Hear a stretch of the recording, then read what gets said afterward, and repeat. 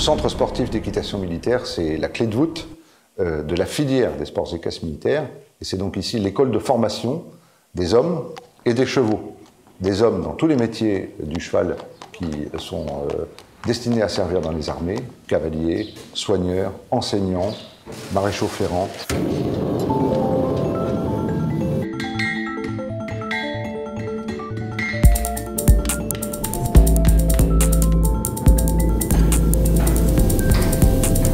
C'est ensuite l'école de formation des chevaux, des jeunes chevaux qui sont achetés par les armées, qui sont destinés à servir dans les sections équestres militaires. Et c'est également ici que sont soutenus les athlètes de haut niveau, les cavaliers de haut niveau qui font de la compétition dans l'équipe nationale et qui représentent les couleurs des armées. On essaye de garder son cheval droit. Allez, prochain tour. Derrière le maréchal de Gibourez, on marche large. Ce manège a été construit à titre provisoire en 1807 pour l'école spéciale militaire impériale qui, avant d'être à Saint-Cyr, se trouvait à Fontainebleau. Et donc on imagine les générations d'élèves officiers qui ont transpiré dans ce manège pour apprendre à monter à cheval.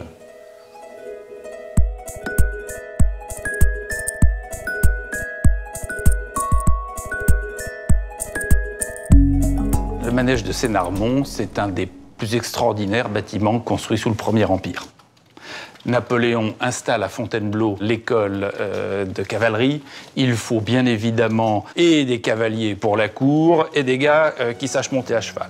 En face du palais, construction d'un gigantesque manège, à la fois permettant l'entraînement, mais un manège qui soit à la mesure de ce qu'a été une des grandes résidences européennes, la grande résidence européenne qu'était le palais de Fontainebleau.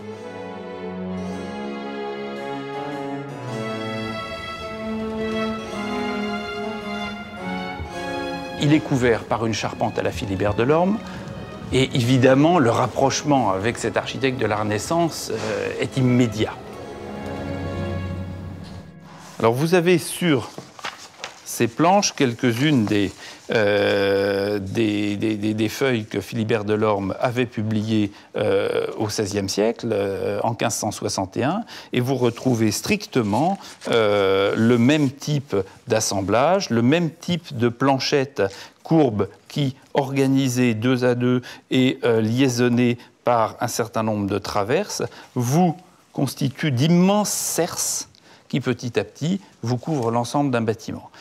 Et cette possibilité technique réinventée au XVIIIe siècle a permis l'invention par Boulay de ces gigantesques volumes, son projet de bibliothèque nationale où vous retrouvez ce même principe de voûte immense, complètement dégagé, contrebuté par des ouvrages pleins et éclairé par un éclairage zénital. Mais Boulay, pratiquement, de ces architectures utopistes, de cette architecture totalement originale, n'a rien construit lui-même. Ce sont ses élèves qui vont construire. Et en particulier, les élèves qu'il a formés à l'école des Ponts et Chaussées, qui sont devenus ingénieurs de l'armée, du génie, et qui vont être chargés du manège de Sénarmont, qui est l'expression construite des projets d'Étienne-Louis Boulay.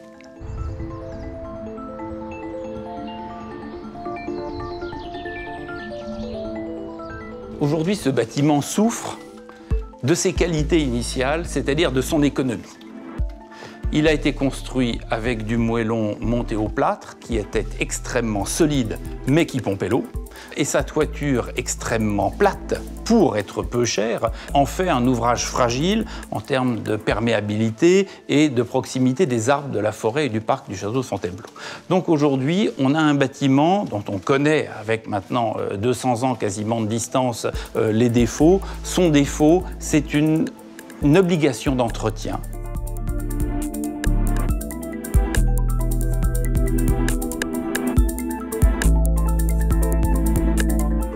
On a une charpente en sapin, donc en résineux, qui avait été bâtie dans les années 1800, qui a dû souffrir de quelques attaques d'insectes xylophages. Donc, principalement, on doit remplacer des pièces qui sont trop attaquées ou qui sont encore infestées par les insectes et traiter l'ensemble de la charpente pour assainir les pièces et leur rendre leur pérennité. Pour les équipes, c'est un travail minutieux. On a donc 20 000 pièces à peu près à remplacer en petits éléments. Donc c'est un élément de détail. Il faut qu'on arrive à identifier les pièces dans un premier temps. Ensuite, il faut des fois qu'on les fasse sur 1 ou 2 morceaux et qu'on vienne les assembler par les assemblages à clé en bois qui étaient réalisés à l'origine pour que ça soit le plus authentique possible.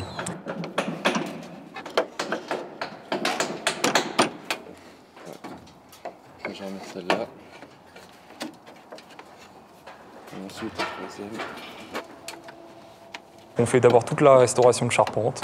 On nettoie la charpente. On va appliquer un produit en phase aqueuse qui sert au traitement xylophage et fongicide, c'est-à-dire que c'est une action sur les insectes et sur les champignons. C'est une action qui est curative et préventive, c'est-à-dire que les pièces qui sont déjà attaquées vont être éliminées des insectes et des champignons qui auraient pu s'y développer, et les pièces qui ne sont pas attaquées seront protégées pour les attaques à venir. C'est une pulvérisation à refus, c'est-à-dire qu'on pulvérise le bois qui absorbe l'humidité jusqu'à un certain point où on a un ruissellement le long de la pièce. Quand on a le ruissellement, c'est que la pièce est traitée et on peut passer à la suivante.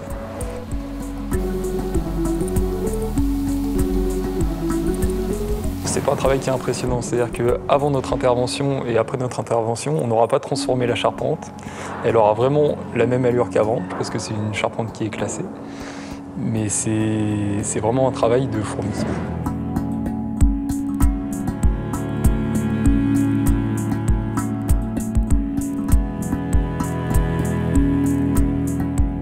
Une des originalités de Sénarmont était d'éclairer la grande nef centrale, le grand manège, par une série de verrières zénitales qui, disposées dans les charpentes, permettaient d'éclairer l'ensemble du volume sans pour autant que vous soyez jamais ébloui, puisque c'était même un éclairage qui transitait à travers la charpente et qui arrivait de manière extrêmement diffuse. C'était génial. C'était génial, mais peut-être insuffisant, ce qui fait que dès Napoléon III, 2 immenses verrières ont été créées sur les 2 pignons. Et ces 2 verrières, c'était une fausse bonne idée. Elles ont certes éclairé le manège, mais elles l'ont tellement ébloui, les écuyers qui étaient à l'intérieur, et les chevaux, que le manège a quasiment perdu sa fonction. Donc très tôt, il a fallu revenir à cet éclairage zénital. Une première série de verrières zénitales a été installée il y a une quinzaine d'années. Elles vont être complétées là pour revenir au principe d'éclairage initial, à la fois très clair et très diffus qu'il y avait au début du XIXe siècle. Donc on garde les châssis existants, qui sont les châssis qui font à peu près 2,30 m par 3 m, qui sont pour l'instant sur les parties avant et arrière. On supprime la verrière centrale pour établir un éclairage continu sur le bâtiment. Et on complète cette ligne par 3 châssis désenfumage par côté pour une question de sécurité.